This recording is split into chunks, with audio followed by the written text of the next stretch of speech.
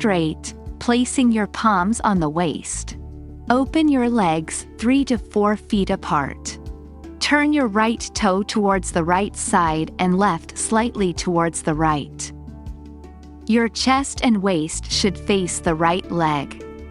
While exhaling, bend your right knee directly over your right ankle. Keep the left leg straight and press the heel on the mat. While raising your hands up, gaze towards the sky. Try to keep the posture firm and still, like a warrior. Bring your hands down and turn your left toe towards the left side and right slightly towards the left. Bend your left knee and go down, bringing the knee over the ankle. Raise your hand up and join the palms above your head. Look up and hold the posture.